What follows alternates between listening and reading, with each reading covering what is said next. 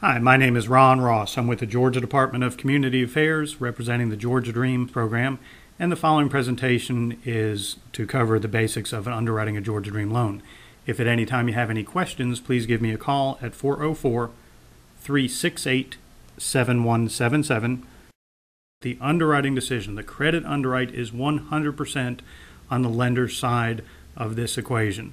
We have our compliance reviews, we have our overlays that you must consider, but when it comes to underwriting the loan, the credit decision is 100% on the lender's side. As mentioned, and we'll cover a few of these a little bit later on, we do have our overlays prior to closing. Lenders must send us the fully approved loan, and we will review that loan to make sure that the decision was made in accordance with insurer guidelines, as well as meeting our overlays and guidelines as well. Some of the things that hold up some of our approvals are listed here, and these are just listed to give you an idea of what to just double check to make sure that everything is met to our guidelines. And very quickly, the applicant must be considered a first-time home buyer, and that means not owning a primary residence in the prior 3 years. The household income not exceed our requirements as listed in the brochure. The acquisition cost or purchase price within the limits of the brochure. All our forms completed and signed entirely. Many times people send us our forms and they're not filled out all the way, and that just causes a delay because we don't send them back to you, but we'll send you a condition that says please fully complete XYZ form. So just make sure all our DCA disclosures are filled out completely. The loan proceeds are utilized for purchase money only, and the rest would be pretty self-explanatory as you read through the guidelines. But again, if you got any questions on our specific overlays and guidelines, please give me a call. One of the things that is required on our part when we receive a file is that the loan be fully approved by the underwriter. This means sending us a signed underwriting and transmittal summary, a signed conditional commitment, a signed direct endorsement, and then should the loan be a USDA or VA, the appropriate signed documents there. When it comes to some of our overlays and credit scores, these can be found in the seller guide at section 207.6. There are not that many to consider, but there are several different possibilities. So please look them up in the seller guide, or as I've said before, please give me a call at any time. Be happy to go through that. Again, my number being 404-368-7177. When it comes to automated underwriting, if you're using LP or DU, we do accept, approve, eligible, or accept on those two. If it's total scorecard with FHA, we accept that approval as well. Regarding manual underwriting, this is an internal decision. You have to make sure that it's within your lender guidelines to approve a loan manually, but it is okay with us. We view a manual underwrite as the equivalent to my guidelines as a 620 score. So if you are going to approve a loan as a manual underwrite, it has to meet our requirements as if it were a 620, and those being a max ratios of 35-35 on the ratios, and then a few other things as listed in the seller guide as well. On the situation that you might be doing a manual underwrite for My Community or some other conventional product, you must meet those guidelines as well as ours. Most of our loan programs are FHA loans, and so when it comes to FHA mortgage insurance, all normal calculations are applied there. Should the loan be a VA or USDA loan, then the appropriate mortgage calculations are there as well. Whatever the mortgage product is, you do have to meet the down payment requirements for that product. For instance, if it is going to be an FHA loan, then you still have to meet 3.5% down requirements as FHA requires. And if you're using Georgia Dream as a first mortgage, the down payment can be their own funds or a gift. If you're going to be using Georgia Dream as a first mortgage only or with down payment assistance, this is our rate. This, in many lenders' case, we are not a part of your normal rate sheet. We set the rate since we are the investor in the loan, and it's a good idea to sign up for our weekly rate sheets just to make sure that you have the most current information available to you, but just keep in mind again, this is not a rate that is on your normal rate sheet. It is the Georgia Dream rate.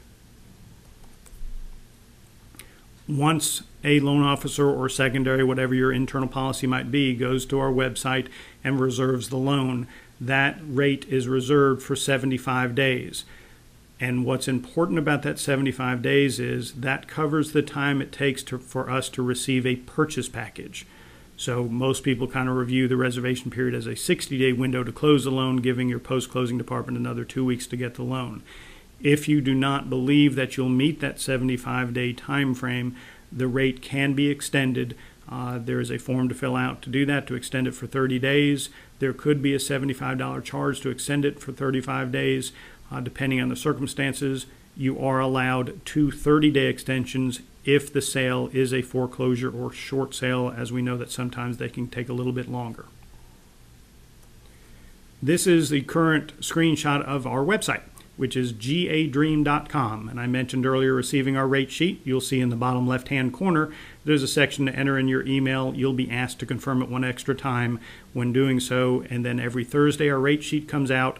And one of the most important parts about the rate sheet is to open it and read through it and just pay attention to if there's anything announcing a pending change or update to make sure that you're up to date with the current information. From an underwriting standpoint, these forms should already be in your package, but just to let you know what should be in there to approve from a Georgia Dream standpoint is our forms SF 10, 12, maybe 15. The 15 is if you have an adult household member who's not on the 1003, then we have to know what that person's income is, and they fill out the SF 15. SF 16, and then 72 or 72 REO, the difference between those two is based on the seller. If the seller is a person seller, you need SF 72. If it's a foreclosed property, you need 72 REO. And then the 16 and 72, whichever one it is, also has to be signed by the seller. Now, we do not need originals. So these can be scanned, faxed, and sent over to the sellers. The page we get has to have 2 signatures on it, the buyers and the sellers, but they do not have to be originals. And please be very, very careful. They have to be legible. Sometimes when you fax things around, they condense in size and they're hard to read. Last form is a household income worksheet, just showing us how you came to determine that their household income met our guidelines. The submission checklist shows the stacking order that the files come to us. The address to send the package to is on the very top of that form, and this is a very quick review of the list of those things. The first 8 things are covered and highlighted in red because that's all we are. The Georgia Dream documents are just these first couple things in red. Everything else should really be in your file already. The forms are pretty self-explanatory as what needs to be in there from a Georgia Dream standpoint. Number 3, however, I will point out, in my opinion, as an ex-loan officer, I thought it was very, very helpful to write up a very brief statement about if there's anything unusual about the loan, how you calculated income, what the household size is, how the makeup is, different last names, different living scenarios. Anything that you might think would be unique to the loan, very, very helpful to write it up as a cover letter, include it in the final. Number 9, where it says Final 1003. This is the 1003 that you've approved that's going to go to closing. We don't need an extra signatures or anything in that regard, just the 1003 that's going to go to closing.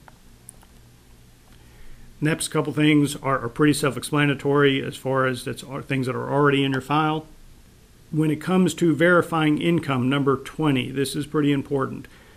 We only need the most recent pay stub that goes along with your underwriting decision that's dated within 45 days of that decision. If for some reason you have a file that you've been working with for 3, 4, 5 months, trying to help with the credit or whatever the scenarios might be, at that point you've probably got 2 or 3, 4, 5 months of pay stubs. We do not need that many pay stubs in our review because, again, we're not credit underwriting the file. We're just looking for income documentation, so please only send us what we're looking for there. When it comes to bank statements, the same kind of thing. We only want the bank statement dated within 45 days of your underwriting decision or whatever DU might require. If DU for some reason required 2 months of bank statements, we do need 2 months. But same scenario. Say you had a file that you've been working on for many, many, many months. We do not need 3, 4, 5 months of bank statements. That is your decision since you've approved the loan. We've assumed that you've looked at that and approved it and you're okay with it. We're just looking primarily for current assets to meet our guidelines on that as well. This is one area that we do require something in addition to what your normal package might be when it comes to federal tax returns. For starters, we do not need state tax returns. We only need federal tax returns, and we need them for 3 years, as well as the most recent W-2 that go along with that. If you're going to send me only the tax returns, those tax returns have to be signed by the borrower. If it's your common practice to get transcripts along with tax returns for your underwriting approval, you can send us both, and in that case, the tax returns themselves don't have to be signed. But it's either or. If it's only tax returns, they must be signed by the borrower. If you're going to send me transcripts to cover every year, then the tax returns don't have to be signed. One thing that holds up some loans is this contract itself. As you go through the process, if there are any addendums to the contract, any extensions of the contract, any purchase prices, every now and then we tend to be the last one to get a copy of some of those. So please make sure that we have the final copies of all parts to the contract. The appraisal comes to us. We review to make sure that all FHA guidelines were met in the appraisal. And please double check it, as you probably do already, but we receive a great number of appraisals in where the FHA language, property meets HUD minimum property standards, is omitted. And at that point, we require it to be there, so you have to contact the appraiser again. They have to add it, so again, just kind of adds more time. The last couple things in the checklist are pretty self-explanatory, as many other ones are. They're going to be in your file already. It's the flood cert, homebuyer education cert. If it's a USDA loan, those forms. Any backup documentation required for our second mortgage program. Some of our specialty programs like Choice or Penn, if you need to add additional information there. And then last, we need a chain of title as well as the homeowner's insurance by the customer. It is a Georgia Dream requirement that the maximum deductible for the insurance is $1,000. When it comes to underwriting a loan, there's probably not a whole lot of need to get involved in the HUD-1. However, for your informational purposes, just a quick review of what's going to show up on the HUD-1.